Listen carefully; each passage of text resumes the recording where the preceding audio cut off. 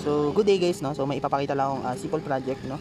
So, ito, ang pangalan ito is Fruitech, no? Welcome to Fruitech. So, ang purpose itong project na to is, didetect niya lang yung rambutan tsaka kalamansi or any kind of, fruit siguro, pwede rin dito. So, through image kasi image processing yung process nito. So, merong makikita sa LCD, good, fair, and bad, no? So, i-detect niya lang kung good ba yung mga kalamansi or yung rambutan. Okay, so ayun. So ito yung pinakang kalamansi. So kalamansi muna yung ito-try natin. Tapos ito yung pinakang container. Dito ilagay yung mga maramihang kalamansi. Tapos dito dadaan, mag-slide. Tapos yung detection niya is through ayan, namatay. Through image processing, no. Tapos dito may laser, magkatapat. Kapag natapat yung kalamansi doon, mag-stop, then i-determine ng ating image processing, no. So yun, start tayo sa detection. So para mag-start tayo ng process, no, so meron tayong 2 buttons diyan na mamimili ka kung ano yung prutas na meron ka. So ngayon, meron tayong kalamansi, no.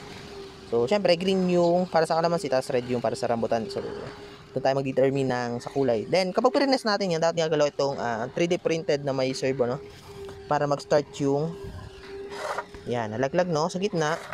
Yan, ano lang natin dito. Kunwari, ito lang para may papaliwanag. Kapag tumapat doon sa laser yung kalamansi, yan, titigil yon, tapos i-determine dito fair kalamansi, no. Then mahuhulog siya doon. Yon, mahuhulog siya doon. Then mayroon ditong isa pa. Okay, so ganun yung detection, no. Tapos yun, kayo na may nalaglag na rin yung isa, fair din yung basa sa kanya. Okay, fair kalamansi. Yan, isa pa. Yan, nag-stop. Fair ulit, no. Pero may mga bad din, kaso wala lang ako ngayong extra. So ganun yung way nung detection niya. Then after 30 seconds na wala siyang nababasa, then magte-text dun sa mismong user, no, na tapos na yung process, and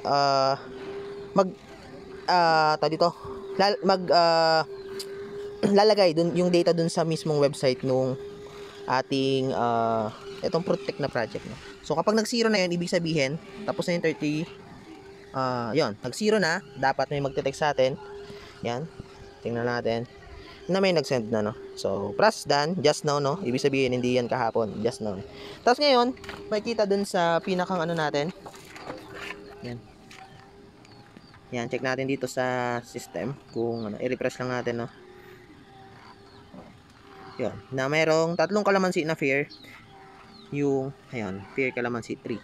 So ayun, no, ganun lang yung process, no. Then check din natin yung process nung kapag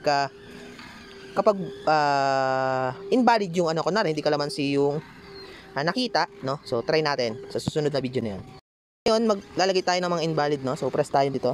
Halimbawa nag-start tayo ng process, wala nahulog at iba yung Ngayon kapag yon na block nung na block, ibig sabihin nakalagay ito invalid, titigil ngayon yung motor, no. Hangga't hindi mo siya tinatanggal or hindi mo pinipindot yung green button, hindi ulit siya mag-start, no, na gumalaw. Ayun, saka ulit gagalaw yon kapag pinindot mo na yung fair button tuloy, yung pinakang green button ulit. Tapos magsasend ulit yun ng notification para halimbawa malayo ka na merong object dun sa pinakang machine, no, na dapat i-remove mo na siya na mas maaga. So yun lang, no. Thank you.